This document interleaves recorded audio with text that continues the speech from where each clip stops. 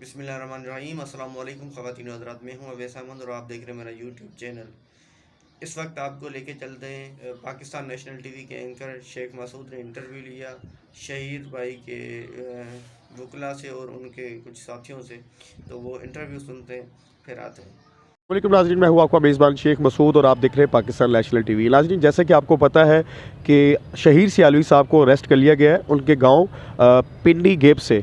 तो हमारे दरमियान उनके कुछ साथी और वकला यहाँ पे मौजूद हैं और इस वक्त हम मौजूद हैं जैसे आप हमारी बैक पे देख रहे होंगे कि थाना अकबरी गेट यहाँ पे इस वक्त मौजूद हैं हम, और जहाँ पे शहीद सियालवी साहब को लेके आया गया लाहौर में।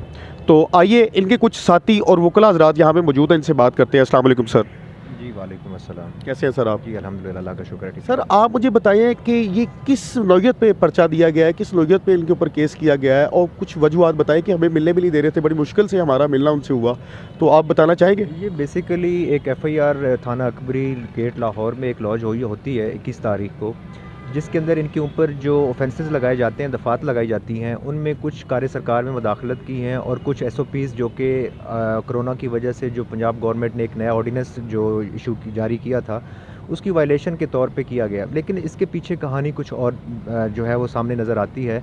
इनको पॉलिटिकल विक्टिमाइजेशन सियासी तौर पे जो गवर्नमेंट जो है अपने हथकंडे इस्तेमाल करती है, क्योंकि इनकी एक पर्सनैलिटी है जिसमें यूथ काफ़ी हद तक इनके साथ खड़ी रही है और हमेशा आगे भी यही नज़र आ रहा है, जो हमने आज सारा दिन कोर्ट के बाहर भी देखा और थाने के बाहर भी ये चीज़ें नज़र आई हैं। तो इससे यही समझ आती है कि चूँकि अब जो हालात होते हुए नज़र आ रहे हैं जिसमें गवर्नमेंट ख़ुद इन्वॉल्व रही है, इसके अंदर एफआईआर के ऊपर जो उन्होंने कंटेंट्स एफआईआर के मुताबिक यही है कि जो मस्जिद वज़ीर खाना है वहाँ पे इन्होंने लोगों का इकट्ठ किया जुमे वाले दिन। तो उसके अंदर जो इन्होंने वो खिताब वगैरह किए, जो गवर्नमेंट को पहले ही उनको अब हम शायद हो गया था कि इन्होंने हमारे ख़िलाफ़ कोई तकारीर करनी है, जो कि हकीकत के इसके बिल्कुल बरअक्स था।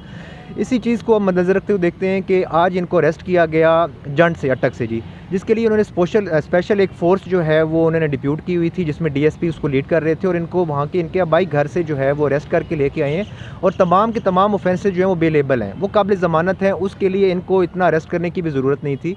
और अब शाम के जो है वो 7 बजने वाले हैं, लेकिन अभी तक इन्होंने कोई प्रॉपर कानूनी तौर पे गिरफ़्तारी नहीं डाली और ना ही आज इन्होंने जो कि बाकायदा तौर पे कोर्ट में पेश करना था मजिस्ट्रेट के पास, वो भी पेश नहीं किया गया।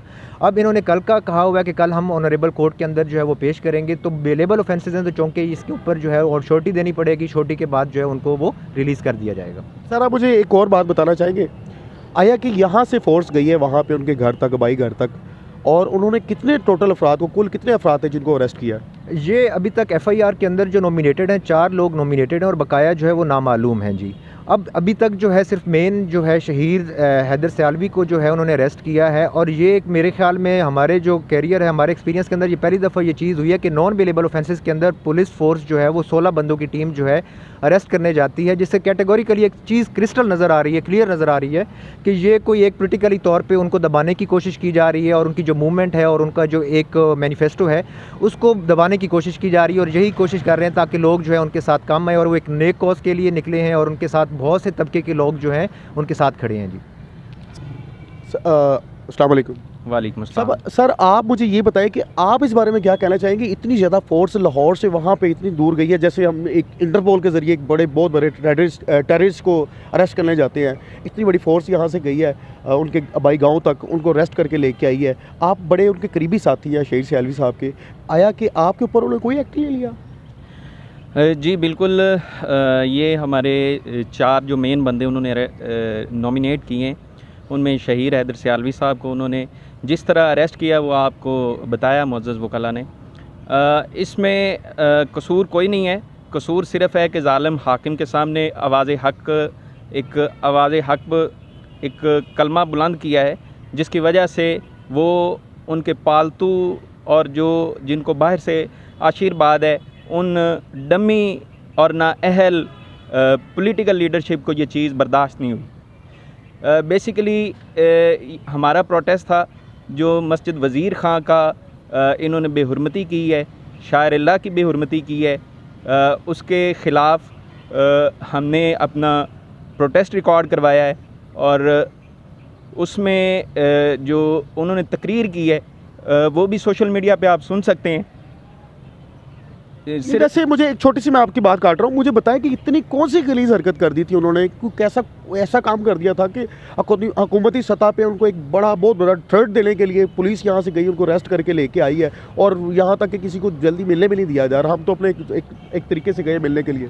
ये जी सवाए पॉलिटिकल विक्टिमाइजेशन के और कुछ नहीं है, और ऐसी झूठी FIRों से और इस किस्म की रेशा दवानियों से ना तो आवाम के जज्बात को ठंडा किया जा सकता है, क्योंकि तलबा में इस वक्त बहुत शदीद गम गुस्सा पाया जाता है, और ये 24 घंटे का अल्टीमेटम हमारे तंजीमी तौर पे दिया जा चुका है कि अगर शहीद हैदर सियालवी साहब को फौरी तौर पर रिहा ना किया गया तो इंशाल्लाह मुल्कगीर हड़ताल का ऐलान करेंगे, और हम इसका बड़ा भरपूर अंदाज में जवाब देंगे।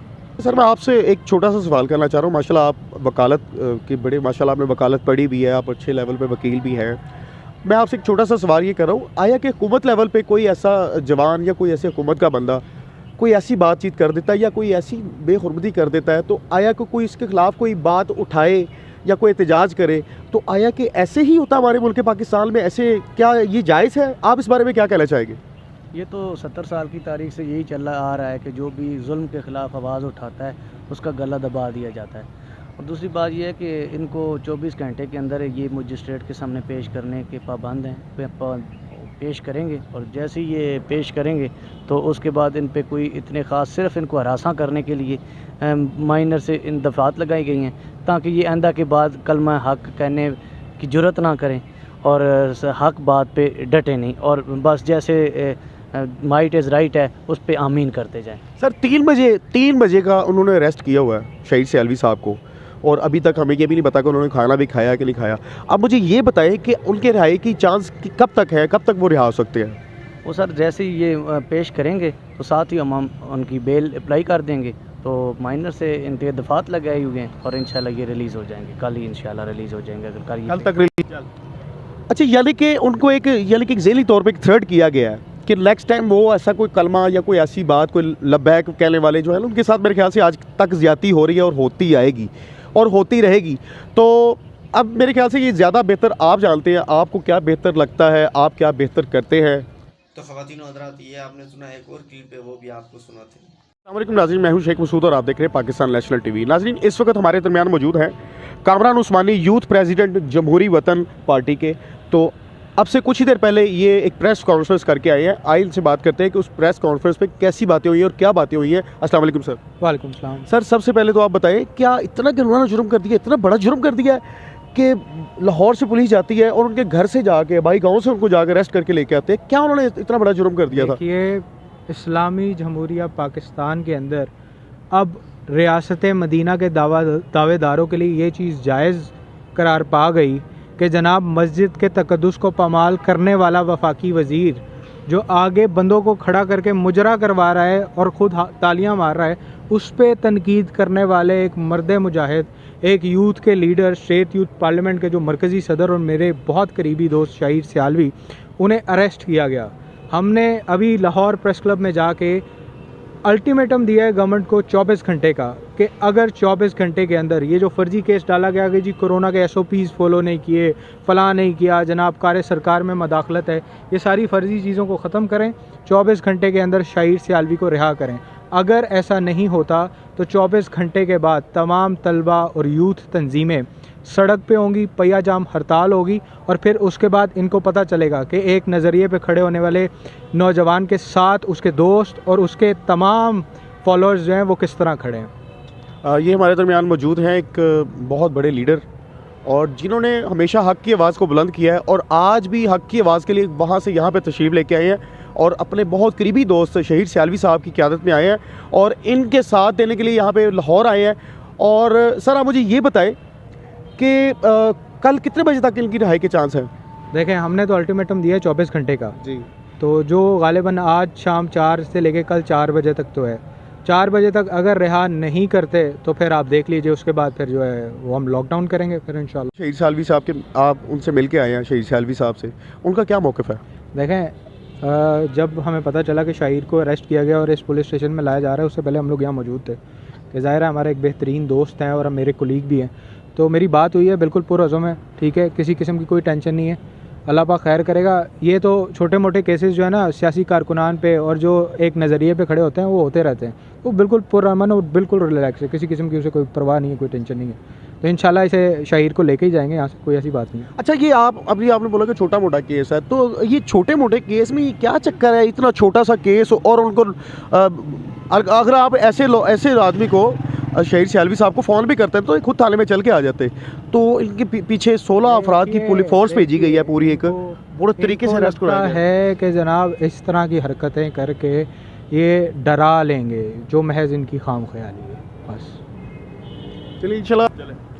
सर, आपसे एक लास्ट सवाल है, लास्ट क्वेश्चन है आपसे कि मुझे ये बताएं कि कारकुनों के लिए और आप लोगों के लिए कोई उन्होंने कोई बयान दिया, कोई ऐसा पैगाम? मेरी शाहिर से बात हो रही थी, अभी फ़िलहाल कारकुनों को जो है वो पुरअमन रहने का वो दिया जा रहा है। जमहूरी वतन के भी कारकुनान को जो मेरी कॉल पे निकले और स्टेट यूथ पार्लियामेंट के भी सब लोगों को कि जनाब आप अभी रिलैक्स कीजिए, 24 घंटे का अल्टीमेटम गवर्नमेंट को दिया गया है, उसके बाद इंशाल्लाह फिर अच्छी हिकमत अमली होगी। उम्मीद तो है कि उससे पहले ही छोड़ देंगे, ख़त्म हो जाएगी बात। थैंक यू जी। इसी के साथ मुझे इजाज़त दीजिए, अल्लाह ने के बाद।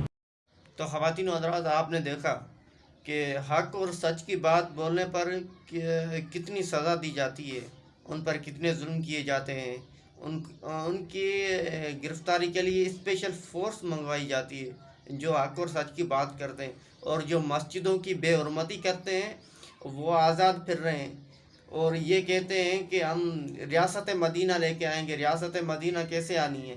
रियासत मदीना ऐसे आनी है कि हक़ की बात करे उसको जेलों में बंद कर दो, यहाँ ख़त्म नबूवत के लिए निकले तो उनको जेलों में बंद कर दो, उन पर जुल्म करो, या वो लेके आएंगे जिनको रसूलुल्लाह का नाम भी लेना नहीं आता, जिनको ख़ातमुन नबीयीन कहना भी नहीं आता, या वो लेके आएंगे।